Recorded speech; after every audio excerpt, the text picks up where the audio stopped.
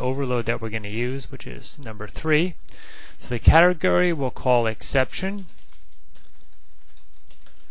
and then our message, and this is a write trace, and then we want to actually pass the exception or error information. So now let's just take that one and copy it down here, but this time rather than the write method, we're going to use the warn method. We'll use the same category of exception, and we'll just change this message to be warn trace, and we want to pass in the second exception information. Okay, let's start up this page and see what happens. Let me first put a breakpoint here on line 8 so we can watch that code being hit. We start up the page. First time through, postback is false, so we do not go through the select case statement. Page comes up, we get our trace information. Now let's click on one of our links. First let's click on the right link. Comes in, postback is true, steps in, the event target form variable hits the right link, throws the argument exception down here, it's caught, and now we're going to write out a trace message. Page comes up, and as you can see now in our trace information we have a new item with the category of exception, and then we have the write trace message, which was our message, followed by the error information in the error object. So now we'll go back up. Let's just do the warning link as well. We'll see the same thing happens. Postback true, over into the warn link, down to the exception, and now we're going to write a warning. Here's our page, and the difference you can see, we still have the category of exception, all of the appropriate warning information, our message and the error information, but warnings are in red, whereas the write method caused something that was in black. So if you have something important that you want to warn about, then you would use the warn method. So now what I want to do is to create a customers page that shows us a simple list of customers in a grid view, and then take a look at some of the additional tracing information that's available. So let's create a new page for the site, and as I said, we'll call this customers, and we'll just close out the other pages. Now what I want to put on this page, two things.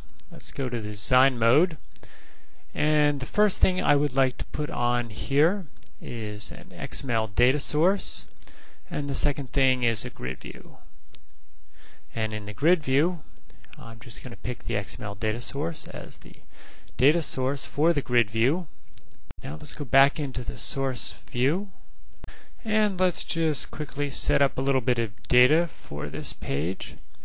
What we're going to do is we're going to manually enter a little data in the data element of the XML data source, and we can put an XML structure right in here. So let's call this customers, and let's put a few customer elements, and we'll just put a few attributes. We'll put first name equals Joe and last name equals Smith. And we'll just copy that, and we'll change a few. So we'll put John Doe in here, and we'll put Johnson, and we'll make that one Greg, and we'll put this to be Betty Hodges, and the last one we'll just make Jones, and we'll make that Linda. Then we're going to go down into our grid view. Let's just add a few columns here, and the first column will be a bound field, And the data field is going to be equal to first name. Whoops. And the header text, we'll just put first name. Just copy and paste that and make the other one the last name.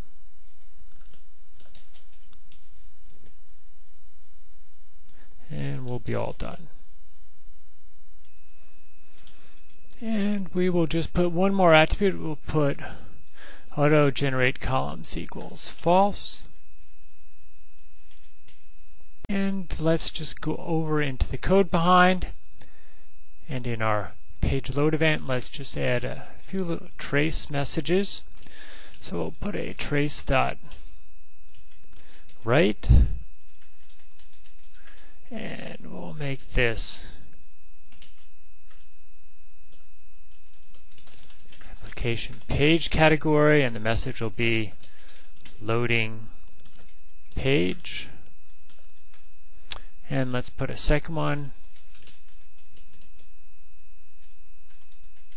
And we'll also call this application page category, and we'll say finish loading page. So now let's make our customers page the start page. Let's fire it up and see what we get in our trace window. So we get the controls at the top of the page with our little grid listing the customer names. Then we get all our request information. And what's important to note here is now in our trace information we have two write messages for the start and finish of the page loading. And we get an indication of how long that process takes. It's pretty quick since we're not doing much in there, but we're going to go back and change that in just a moment. And the other thing is to look down here in the control tree.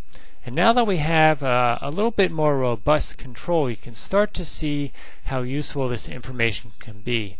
So here's our grid view, and you can start to see the rendering size of the grid view control, as well as how much or how many bytes it is taking up in the view state. So this can be very helpful when you have a more complex page to get an idea of what is taking up the space in the response of your page. That is, which pieces of your page take up the most space in your response object, as well as you get a perspective on how big your view state is and what is contributing to the size of the view state. So now let's go back and add a little bit more. What I'm going to do is to make a copy of our customers page. And actually what I'm going to do is let me add a new page by a slightly different name. Customer business object. And to save time, what I'm going to do is to take the code from our customers page, and we're going to put that over in our new customers business object page. And here's our load event. We'll put that over here as well. And let me just close the original customers page so we don't inadvertently make a change. Now let's go into the page, and what I want to do this time is we're going to keep the XML data source, but we're going to take the customer information and we'll just copy it to the clipboard. We're going to delete it out of the XML data source control itself, and we're going to add a new file to our app data folder, an XML file, and we're going to call it customers. And we're going to paste in the customer XML information to that file. So you can probably guess what we're going to do here is we're going to load it from the file rather than have it directly in the data source. And now let's add a new class. And in this class, we're going to call it customer. It just says it's going to add it to the app code folder. Okay, let's add a few methods in here. And the first one is called get customers, and it's going to take in a file name as a string, and it's going to return a string. And then also, let's just add a constructor method. And in the constructor method, we're going to do a trace right. And notice that we don't